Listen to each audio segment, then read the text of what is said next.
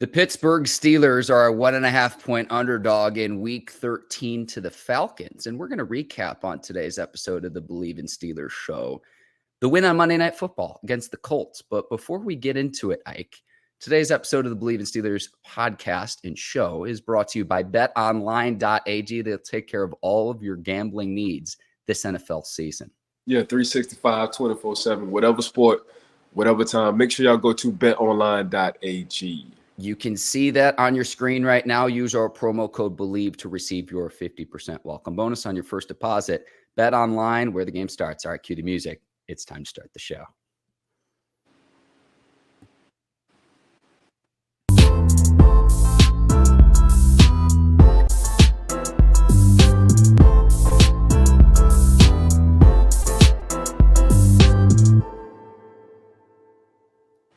Welcome to the Bleav in Steelers show on the Bleav Network. I'm your host, Mark Bergin, joined as always by my guy, Pittsburgh Steelers scout, two-time Super Bowl champion and 12-year veteran of the Steelers, number 24, Ike Taylor. IT recording this on Tuesday following the Monday Night Football win over the Indianapolis Colts. How are you doing this morning, my man?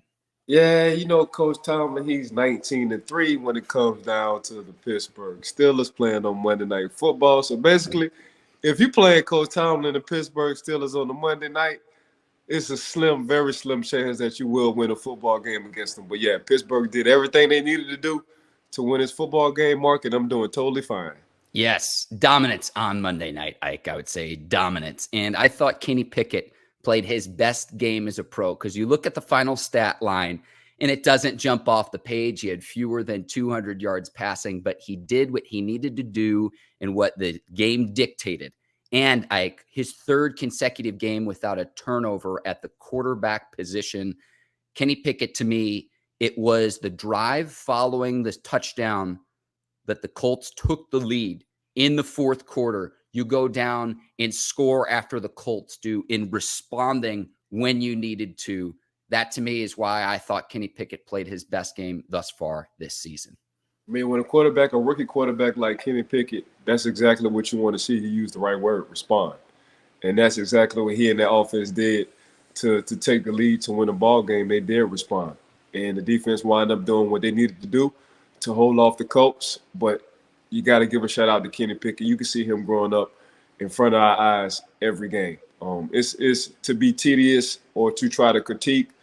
We're going to do that because we're fans and we are podcasters and we need something to talk about.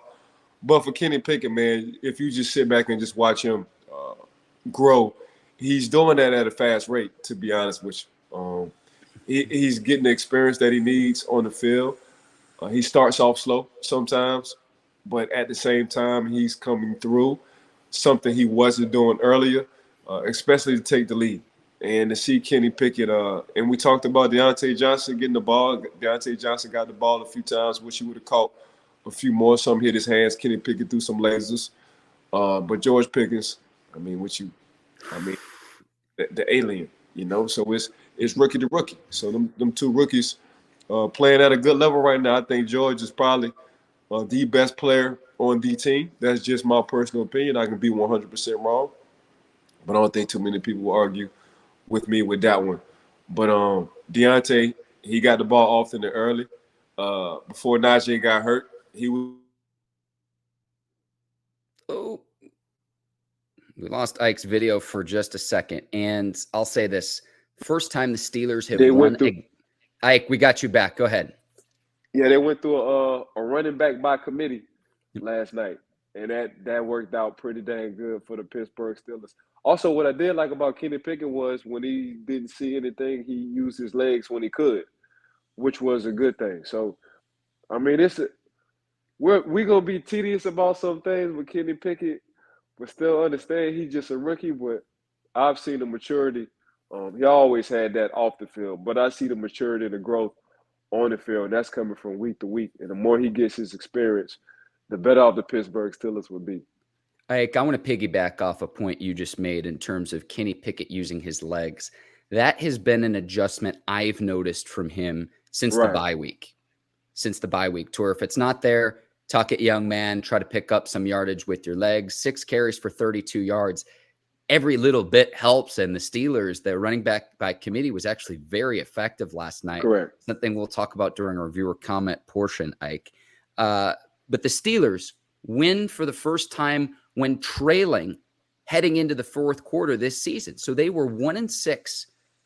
They are now 1-6 to this point where they go into the fourth quarter trailing, and they came back and won. And it was the response on that drive where it was like, man, are the Steelers really going to blow what was a huge halftime lead to a Colts team that has an interim head coach that seems to be down and out this season, and the Steelers hang on? I thought they probably played their best half of football in the first half, Ike. Yeah, I mean, honestly, to keep Jonathan Taylor under 100 yards says a lot, because before that, he was averaging the last two games 115 on the ground just from him. And I thought he was about to hit his momentum, because I thought they was about to force feed Jonathan Taylor, which I thought they should have, but they didn't. So kudos to that. But for the Pittsburgh Steelers defense, to keep a Jonathan Taylor top 3 running back in the league, in my mind, depending on who you ask. Mm-hmm. If you want to go King Henry, Nick Chubbs, and Jonathan Taylor, then after Jonathan, before Joe Mixon got hurt, you'll see Joe Mixon. But yeah, Mark, they kept him under 100.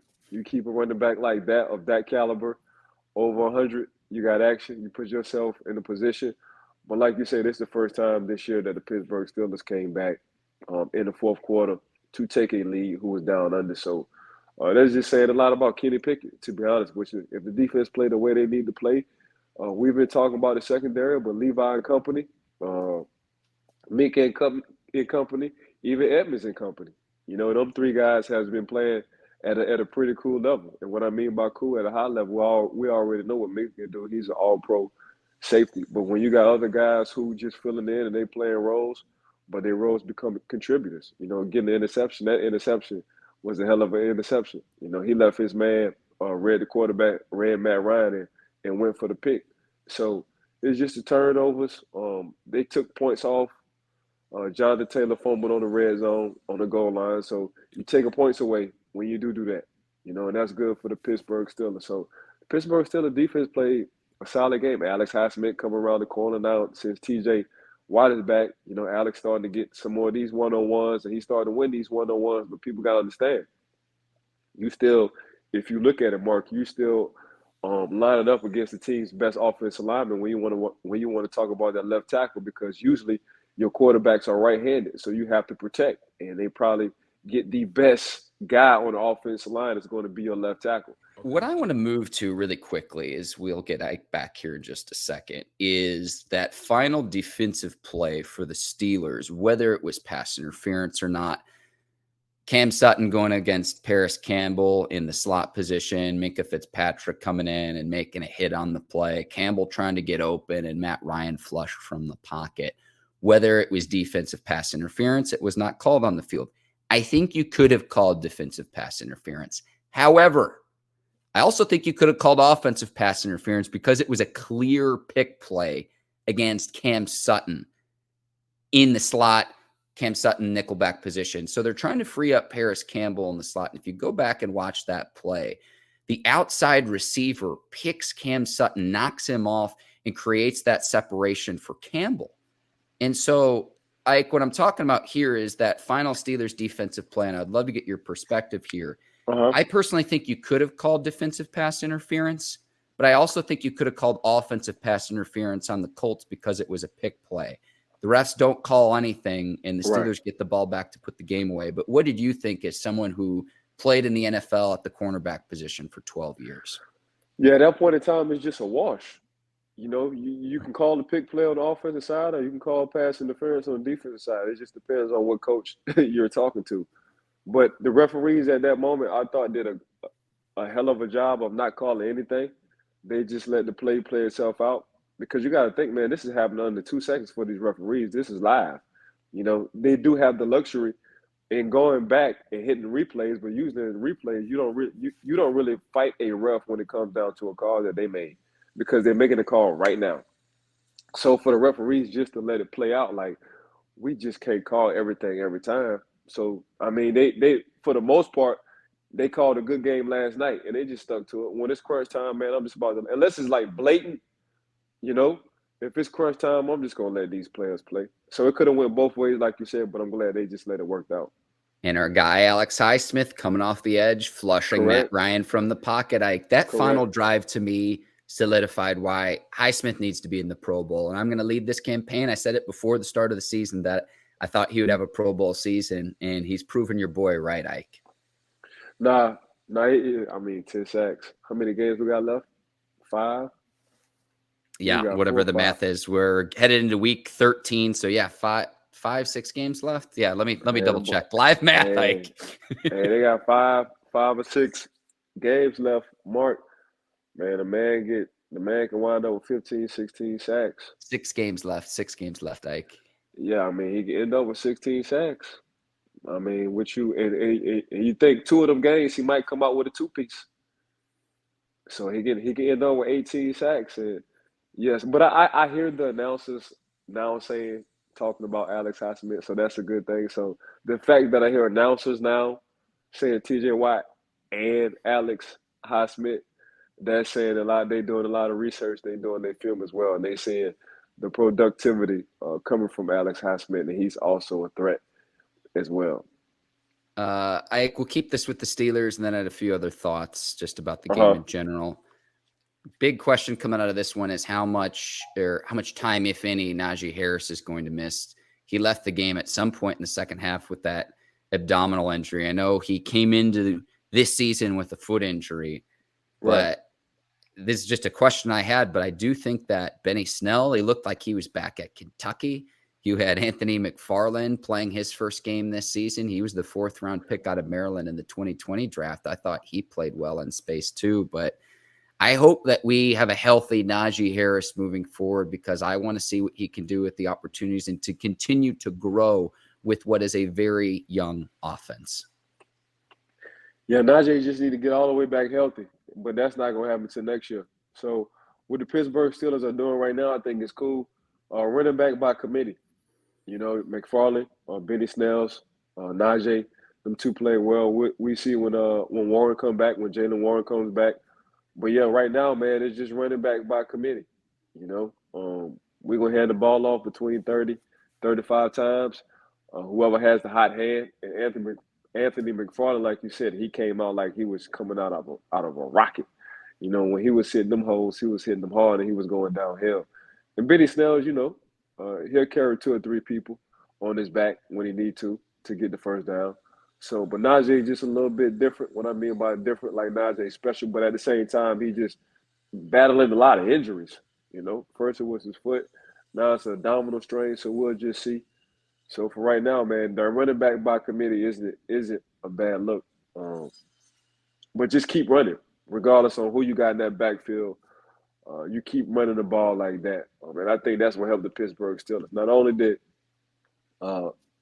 Pickett run, the backs ran well, but I think you know, like you said, them 6 carries for 32 yards for Pickett helped out a lot.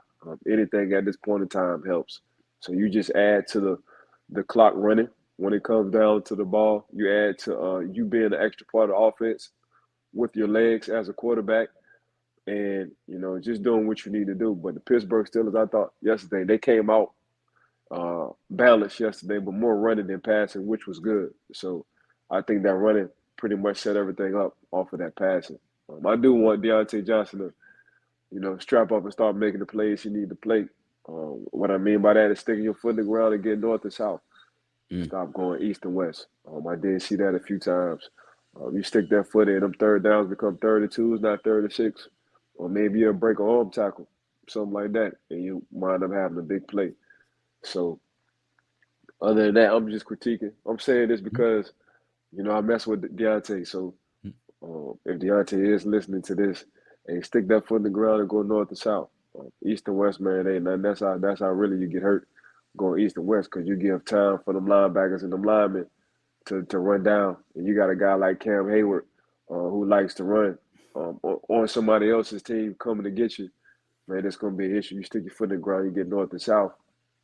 You got to look at it like this, Deontay. I'd rather have safeties and corners hit me then linebackers and D linemen coming off of hustle plays, they hit me. So just look at it like that, Tay. Yeah, you're talking about preservation, Ike, and this is coming from someone who played 12 years in the league, Ike. That's some sage wisdom. Yeah, but they brainwashed me. I was hitting offensive linemen, so I ain't no better. Well, it makes it a little bit easier, right? Because you're not doing that on every play, and you're the hunter, not the hunted. So I get it. Correct. I get it. Correct. I thought the two key plays last night, we mentioned Pickens, and that catch along the sidelines was just spectacular. The 2-point conversion to put the Steelers up 7, I thought just from a momentum standpoint was huge. And then the Cristiano Ronaldo style celebration was just fantastic, Ike. And you always talk about the body language of players. Really quickly, going back to Benny Snell, it was the best game I've seen Benny Snell play in a Steelers uniform since we've been doing this show, Ike. I love the ferocity he played with.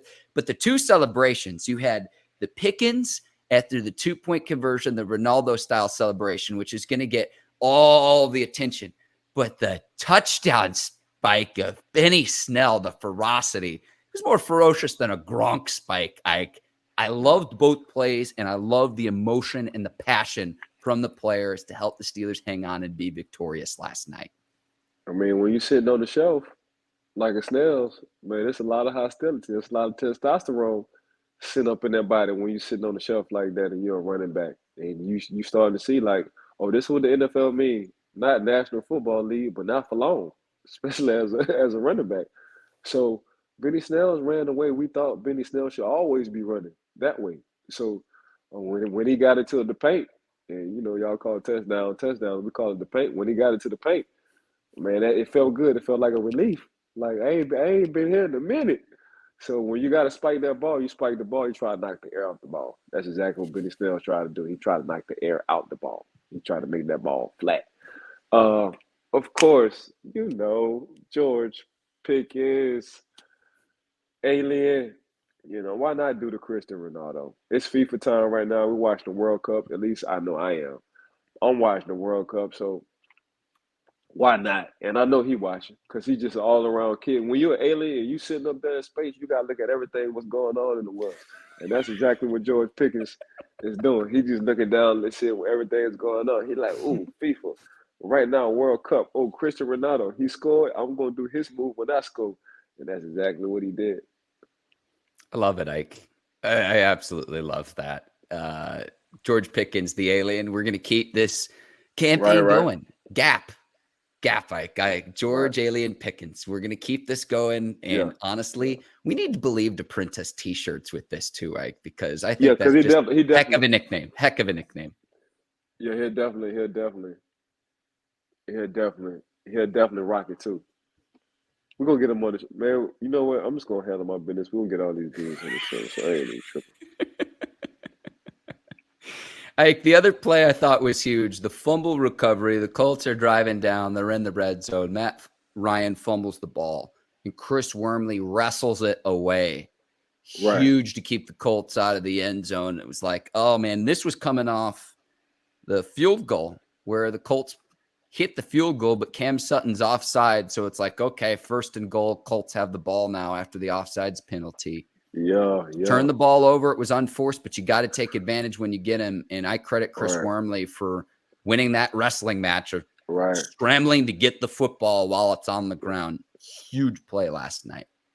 Yeah, Cam jumped offside. That was crucial. But really, I mean, I've been down there in them piles, Mark, and it's filthy down there. when you down there at the bottom of them piles and y'all scraping for them fumbles, I had a few recovered fumbles, probably like 5 or 6 of them down there in that pile. You got to bite down on that mouthpiece, boy. You got to bite down. Hey, Mark, you got to bite down on that mouthpiece, boy, because it's a lot of jungle stuff going on down there at the bottom of that pile, boy.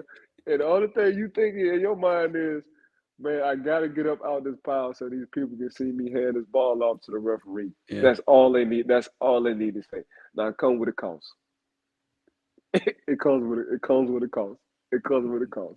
They're And I'll tell you scratching, this, they're biting, they're clawing, they're grabbing. hey, ain't even. Hey, at the bottom of that pile, you taking the physical. I'll tell you that.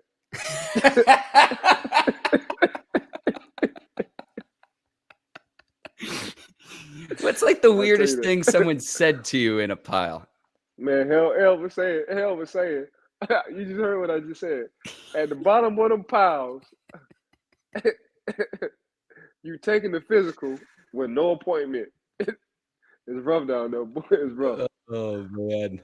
It's rough. Oh. Like, that's fantastic. That's fantastic.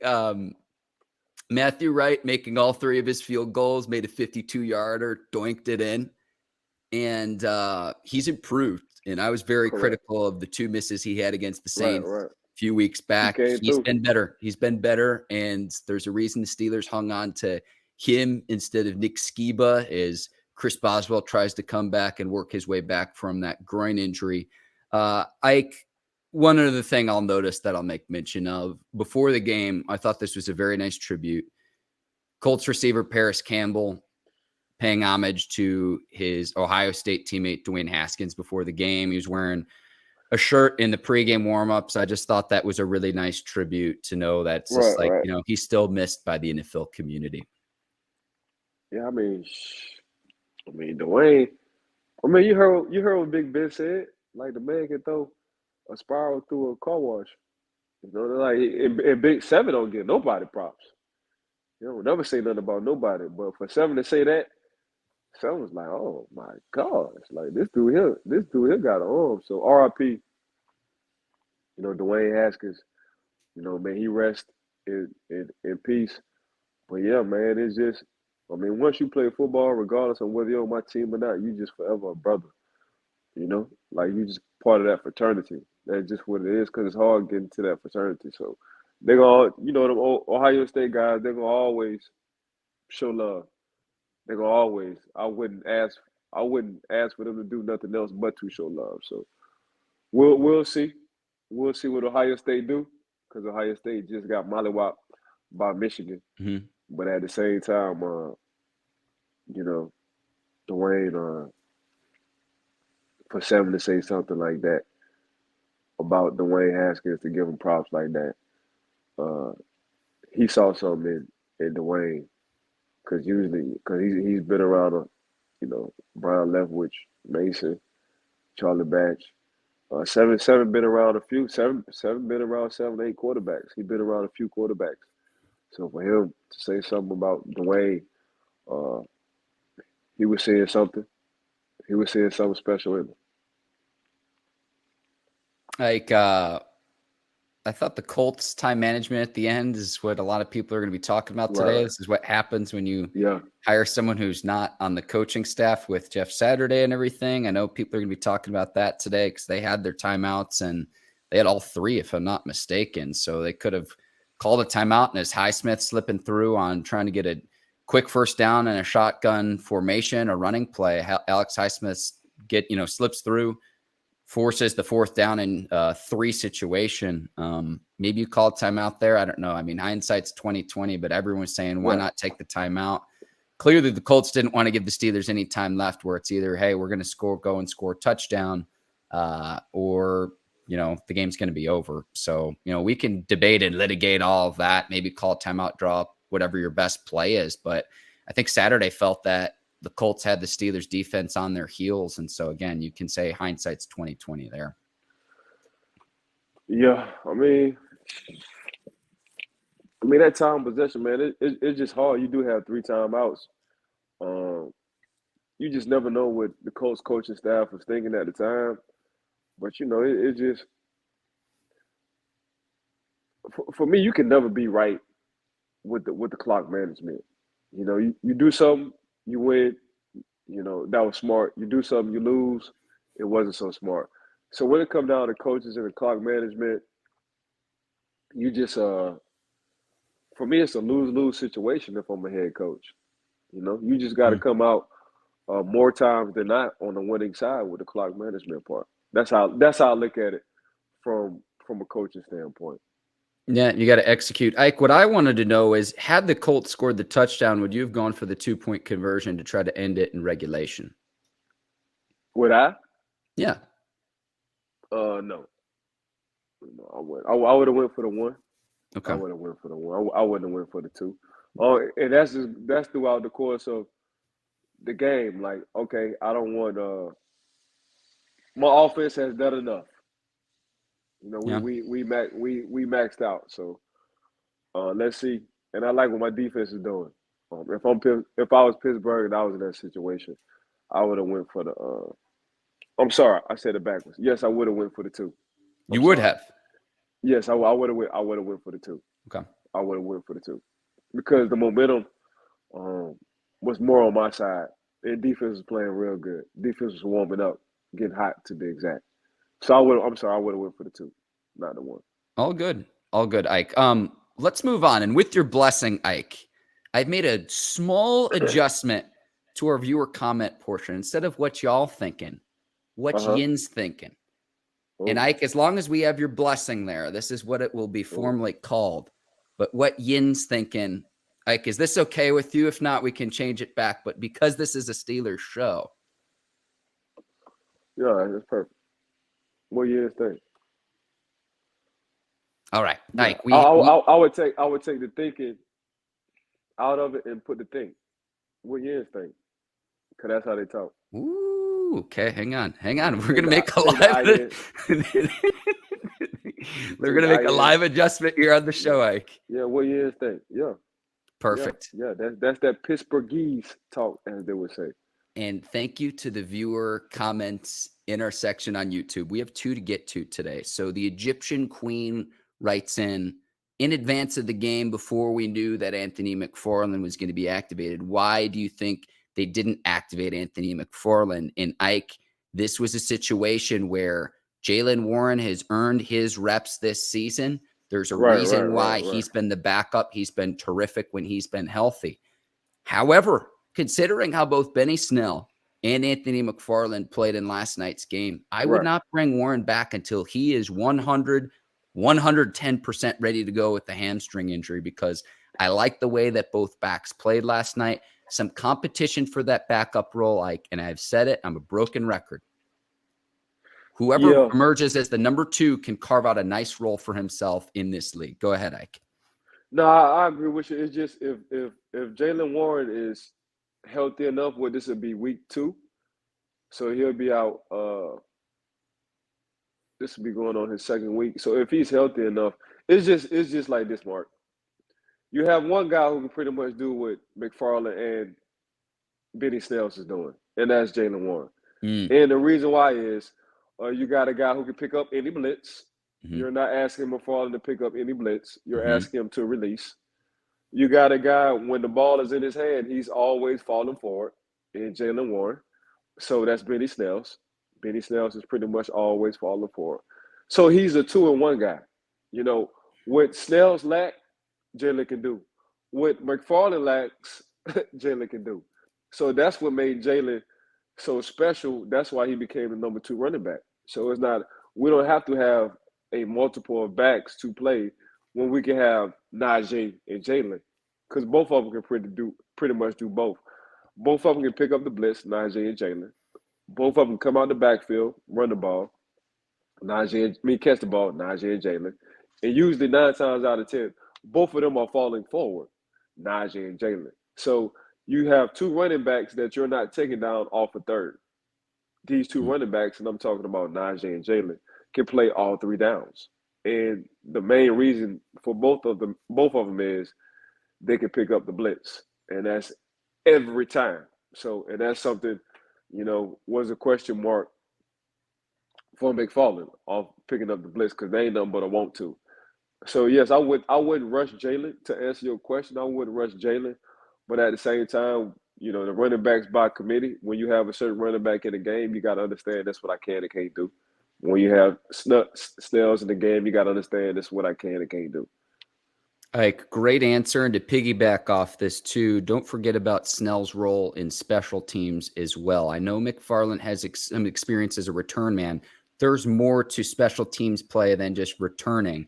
So don't forget about that of why Snell's been the one who's been active throughout this season and not McFarland is you have special teams responsibilities to Correct. work out Correct. as the number 3 back as well. It's not Correct. just running the ball, scoring touchdowns. There's a lot more to the running back position than just, who gets the glory, who gets into the paint, if you will. So I'll say this, though. Anthony McFarland, with his opportunity last night, impressed me, Ike. So you get that competition, you get a higher level of production. So, yeah. Ike, we have one other what yinz think. This comes from Captain Spartan 04. And this comes after we were talking about different places that the NFL draft has been throughout year to year. And Ike, I'll start with you. He says, what's y'all's favorite place you've traveled in the past year? Ike, the floor is yours. Bahamas.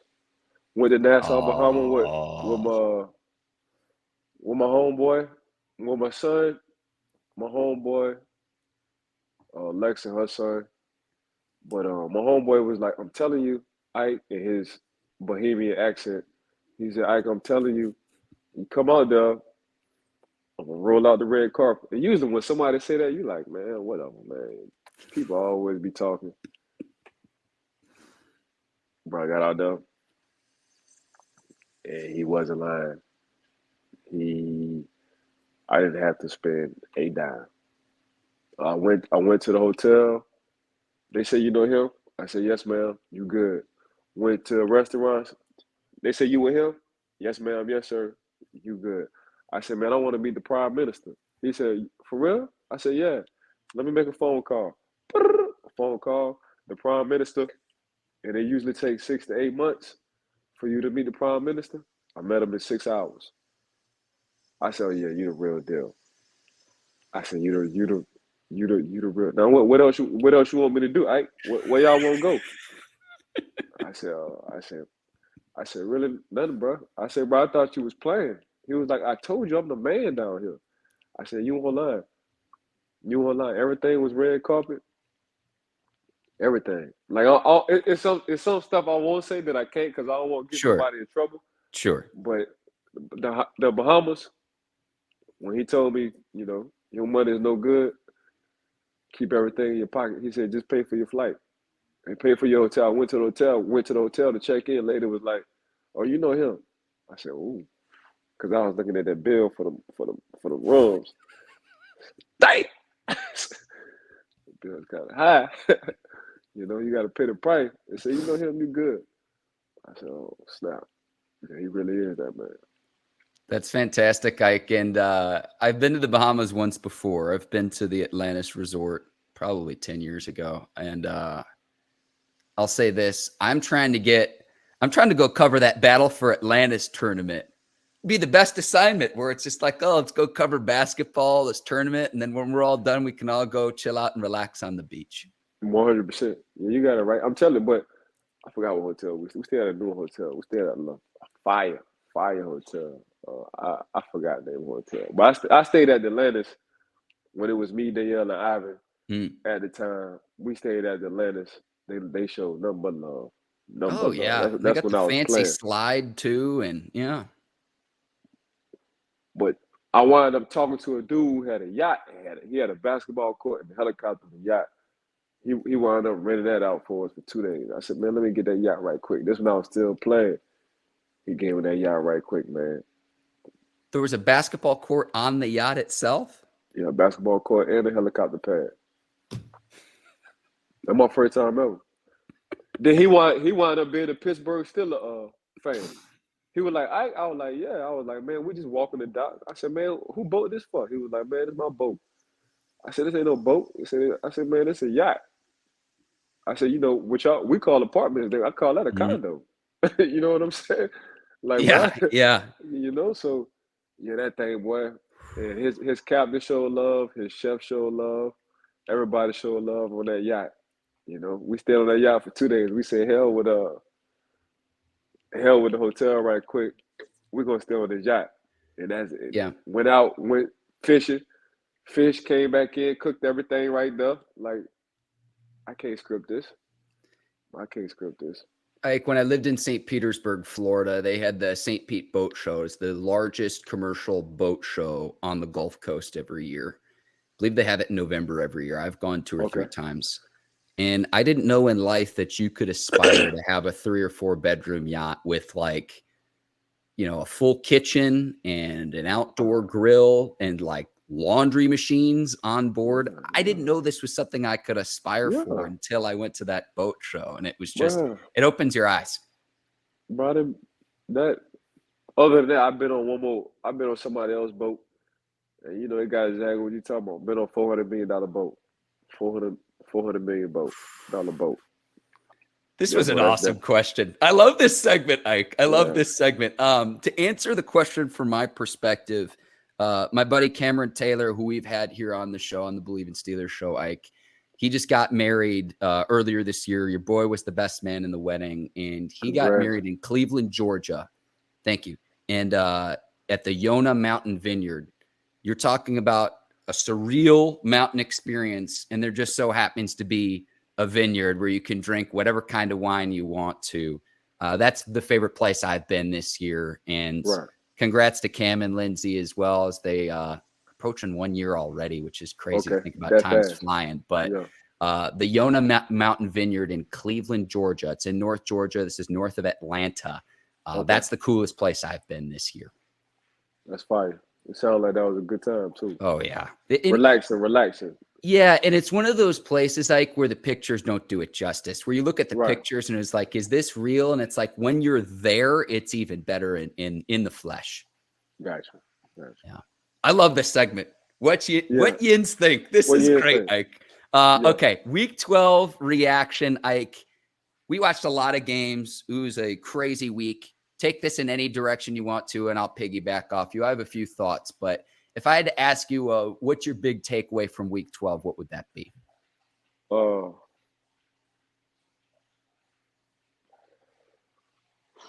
Detroit Lions. Man, they just tough as nails. They exactly what they coach is. Strong personality, fight grit, behind the bar, in the back alley kind of personality with this Detroit Lions team. Please do not let the Detroit Lions sneak in the playoffs, because they're gonna be hell. They're gonna be hell to deal with. They remind me, personality-wise, they remind me of us 2005. Just a lot of guys who just want to fight everybody. And I'm not saying they're fighting everybody, just how they play. And we was talking about this earlier during the season with the Detroit Lions, Mark. Like, one thing we can say about the Detroit Lions, as they were losing, it's going to be a tough game. But now they're on the opposite end. They starting to win some ball games. I would say that about the Detroit Lions. You don't really want to see them. Also, I would say the Buffalo Bills. Vaughn is injured. They're not as hot as they once were earlier during the season, but they still finding ways to win, and that's what people got to understand. Around this time, the end of November, December, games will be a little bit tighter. Possessions will be shorter. You won't get as many possessions because everybody is tuning in for playoff football. So, yeah, Buffalo wasn't winning how they was winning. 3-4 touchdowns, maybe 2. They win it on last drives, and but who would you rather have? And this when the stars come out. So I understand the Justin Herberts winning on last minute drives. I understand the Patrick Mahomes winning on last minute drives. I understand the Josh Allen's winning on last minute drives. So around this time, Mark, this is when offense and defense coordinators start to amp up their playbook.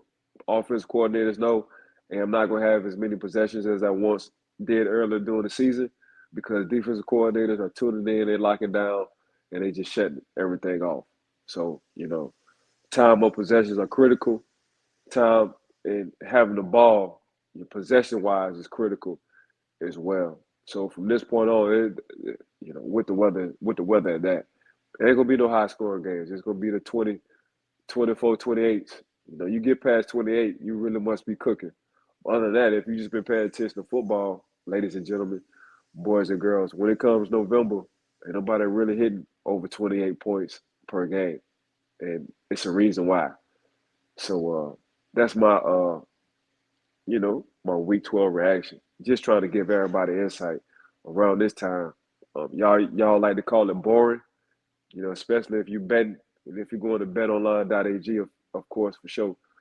But this is where, as a player, we feel like we make our money, around this time, because it ain't how you start, it's how you finish. So you want people to be saying or remember your name around this time, and here's why.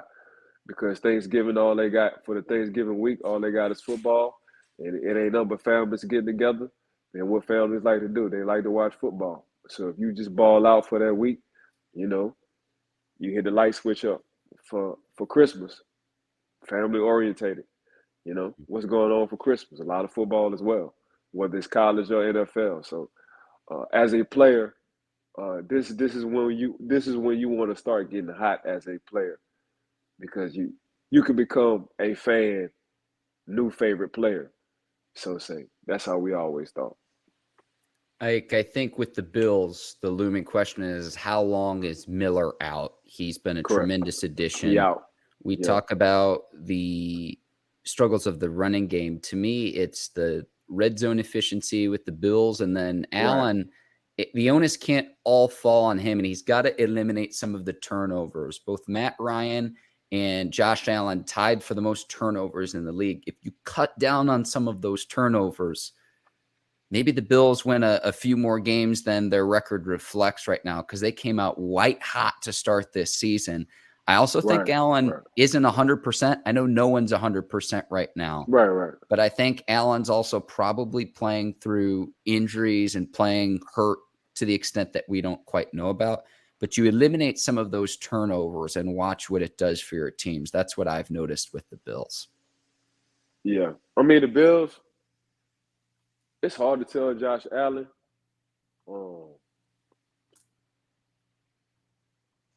to not be a football player. Not only he's a quarterback, but he's a football player. So it's like, y'all want me just to shut down all my playmaking ability because y'all want me to stay healthy. I get that part. I get on the franchise, but I'm a football player. I'm not just a quarterback. Like Tom Brady is just a quarterback. Matt Ryan is just a quarterback. Peyton Manning is just a quarterback. Josh Allen is a football player. He just so happened to play quarterback. It's a difference. Mm-hmm. So when you got a guy like that, all he know is, man, when it's crunch time, you best believe I'm about to stick my foot in the ground. I wish somebody would try to get in front of this 250. That's what he's saying. So, but as a franchise, you like, bro, can you please learn how to slide? Like, we need you. But that's the only thing I'll say about it. It's a difference between, Justin Fields. He's a football player. He just so happened to play quarterback.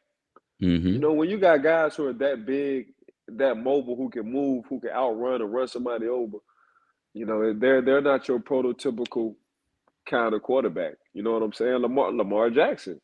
He's not as big, and he's learned how to slide a lot. But Lamar can get missing any day. He can hit you for a cool 100 whenever he wants to.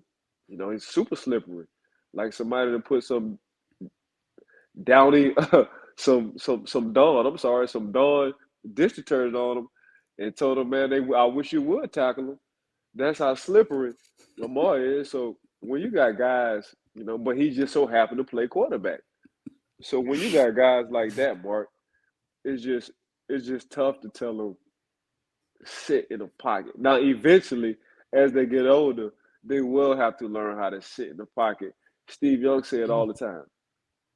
He said, when I was young, I was able to use my legs, but eventually I had to start learning how to sit in the pocket. So it's just hard to tell them young guys, because the game has changed. If you're not mobile, if you're just a sit in the pocket guy, TJ Watt and Alex Highsmith gonna eat you up. That's just what the NFL is. You got to have some kind of mobility. Ike, I want to mention 3 injuries that I think are very important moving forward. You're not going to hear this on Sports Center, and a lot of people might tune out, but it's just the truth, so I'm going to go out and say it. Von Miller, we touched on one. Tristan Wirfs out with an ankle injury for several weeks for the Bucs. He's their starting right tackle. Terron Armstead for the Dolphins. And with Armstead specifically, his absence led to Tua, who dealt with concussions earlier this year, getting sacked 4 times in 9 plays. If you're seeing different results in the coming weeks, the loss of those 3 players who are as good as any guys in the league at their respective positions, it's not flashy, but I'm telling you, in terms of this style of football late in the season, it's very, very important that they get back out in the field healthy because their teams need them. It's not flashy, but it's true. Yeah, it's not going to be a headline, but the 3 guys you just named, Mark, like, super important to their team, you know, and when usually they have the PFF rankings at the bottom, they like top 5 at their position with a PFF, and that's saying a lot. So yeah, when you lose them kind of caliber guys, man, it's gonna be we can always say next man up. I ain't really no next man up with them kind of guys. Ike, when is the league going to start forcing Justin Tucker to kick with his left foot? He almost made the 67-yarder. Man, that dude, I just like his personality. Like he know he that good. Bro, 67 yards. He almost made it. Like, I expected it to go in too. And it's like you get across the 50 and it's like, oh, well, if we don't convert, just let's trot Tucker out there and he'll knock one through. Hey, that's a hell of a weapon. To have a kicker like that, that's a hell of a weapon. That's a hell of a way. That's very scary. Hey, let's just get to the 45. Huh? Yeah, let's just get the ball to the 45. Justin put 3 up there for us. That's a hell of a weapon. Usually you got to get to the 30, 35. Justin kicking that thing from the 45 like it's a 20-yard field goal. It's unbelievable. It's unbelievable. Ike, trying to see if there's anything else left. We're going to be back tomorrow recording. Correct. Not sure if we're going to be back with that episode on Wednesday or Thursday quite yet, but we will be back later this week to go through the Week 13 matchups, Ike, and there are a ton of good ones in Week 13. So I want to encourage our listeners and viewers to keep it here on the Bleav in Steelers show. I want to thank you, Ike, today's sponsor, betonline.ag, the listeners and the viewers, and then give us that 5-star review, tap subscribe on YouTube as well. Ike, if I'm missing anything else, please fill in the blanks. No, you good. Make sure y'all go to betonline.ag anytime y'all want to even think about betting. If you should, just go tap in to betonline.ag. They're the best ever to do it. Mark, I want to thank you. Always a pleasure doing work with you. The Bleav in Steelers networking podcast, always a pleasure working with y'all. I want to thank everybody who's working behind the scenes. If y'all wasn't working, Mark and I wouldn't be able to do what we're doing right now. Please give us 5 stars, rate and review, subscribe. Appreciate all the fans, everybody tuning in, listening to us. Continue to do it, and we appreciate y'all, especially. And make sure y'all go to what yinz think, to be exact. Yes. You know, what yinz think. Shoot us with a lot of questions because we got none but answers. For Ike Taylor, I'm Mark Bergin. Thanks for watching the Bleav in Steelers show. We'll be back later this week. Until then, take care, and so long, everybody. Peace.